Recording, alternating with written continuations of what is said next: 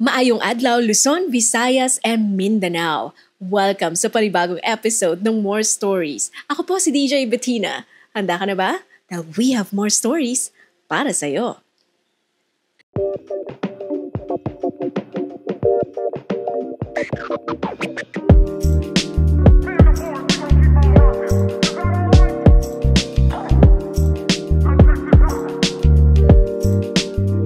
Nahuli ko ang boyfriend kong ini-stalk ang mga ex niya sa Facebook.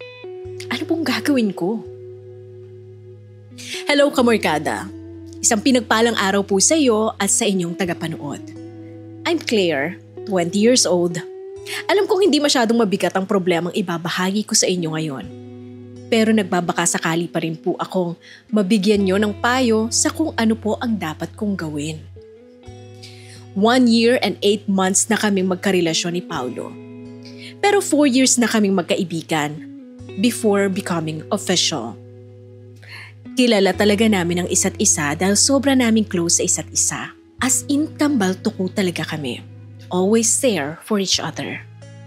Pareho kaming may mga karelasyon dati bago nagkaroon ng chance na maging kami. Pero hindi po namin ginawang rebound ang isa't isa.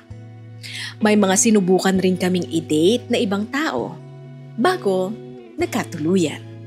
Simula pa lamang ng relasyon namin ni Paulo ay nilinaw ko na sa kanya na ayokong nagre-react siya o nagko-comment sa mga posts ng mga dati niyang ka-fling o nakarelasyon. At first hindi niya kaya pero unti-unti naman nawala rin at nakontrol niya ang sarili niya. Pero after ilang buwan, nakita kong nagre-react siya ulit sa ex niya. Yung mga nire-reactan niya pong post ng ex niya ay konektado sa pagiging single ng girl.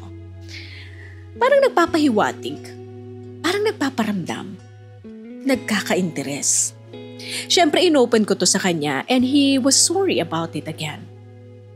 Pero today, nakita kong in-stalk niya ulit yung ex. Nasa outing sila ngayon ng family and friends niya. Nilog-in ko po yung account niya at dun ko nga nakita na sinilip niya ang profile ng ex niya last night. Probably because nag-heart react si ex sa story niyang nasa beach siya. Ano po ang dapat kong maging reaksyon? Dapat bang hayaan ko na lang? Ipablock ko si ex? Maybe this is actually fine and okay lang ako. Sana po ay masagot ninyo ang mga katanungan ko. Lubos na gumagalang, Claire. Pasensya na kung di na talaga may babalik. Panahon tayo pa. Pasensya na kung tayo ay malabo na. Mga alaala'y aking di narama. Pasensya na. Akala ko nung una tayo ng dalawa. Pinangarap lang kita, pero sadyang malabo na. Sinabi sa sarili na ayoko na, well bahala na. Hindi na mauulit pa. Ikaw at ako, tayo ay nagbago. Pasensya na kung di na talaga may babalik. Panahon tayo pa. Pasensya na kung tayo ay malabo na. Mga alaala'y aking di narama.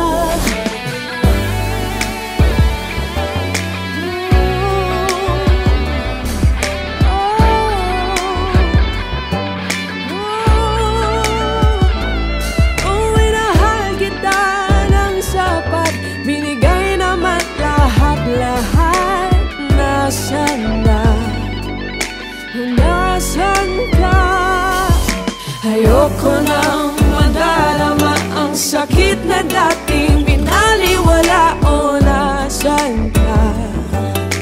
Nasan ka?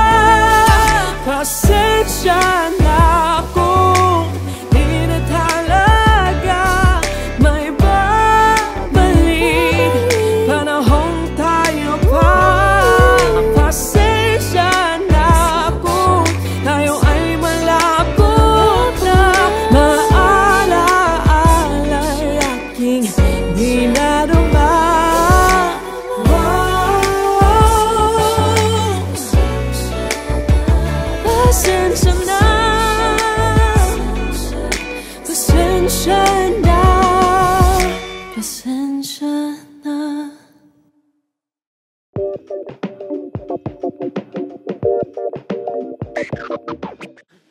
bago natin ituloy ang usapan natin tungkol sa storyng ipinadala sa atin ni Claire, huwag niyo kakalimutan mag-subscribe. Like na rin ang video na ito at i-share ito sa inyong mga kamarkada online. Uy, bistado! NBI ang lola mo. Talaga naman ang daming kinikulikot, ang daming inaalam, ang daming iniimbestigahan. Ganon kagaling yung mga babae, di ba? Pag naghahanap ng mga ebidensya, alam ko anong gagawin. Tingnan mo, sobrang ko tuloy nasasaktan dahil sa mga nilalike niya. Dahil sa nalalaman mo kung ano-ano man yung pinagagawa ng jowa mo. Sabi nga nila, what you don't know won't hurt you. Oh well, Claire, akala ko ba kilalang kilala nyo ng isa't isa? Tagal nyo maging mag-best friend eh. Kambal tuko nga kayo, sabi mo, di ba? You're always there for each other. Alam nyo kung ano yung saltik ng bawat isa. Ano nangyari? Anyway, sabi nila, ito daw yung magandang klase ng relasyon nagsisimula sa pagiging magkaibigan. Gabay nyo ang bawat isa, alam nyo na kung anong mga ayaw, alam nyo na kung anong mga gusto. Pero ito din talaga yung nakakatakot talaga, yung sobrang pamilyar nyo na sa isa't isa. Minsan kasi, it leads to complacency in relationship. Nababawasan na yung excitement, wala nang mystery, wala nang thrill, saka ano pang pwedeng ma-discover natin sa partner natin.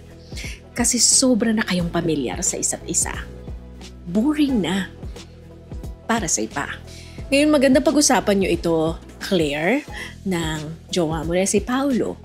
May lahat naman talaga ng bagay na dadaan sa magandang usapan. Paliwanagan. Anong nangyayari? Bakit hindi mo pa rin sinusunod kung ano yung gusto ko?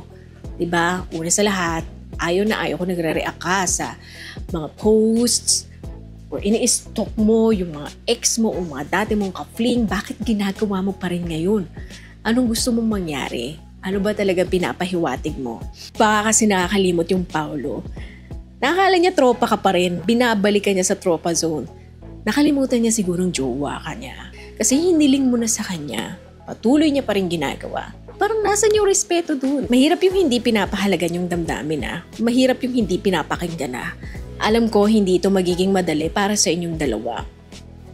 Nasanay kasi kayo for the longest time na ang turingan nyo lang sa isa't isa ay tropa. Paliwanag mo ng mabuti para makapag-adjust kayong dalawa. Sa mga maliliit na bagay, nagsisimula ang malaking problema eh. Kung hindi na-actionan agad. Kaya habang maliit pa ang problema, gawa na agad ng solusyon. Sa ginagawa kasi ng jowa mo ngayon, parang kitang-kitang nagkaka-interest pa rin siya sa mga ex niya.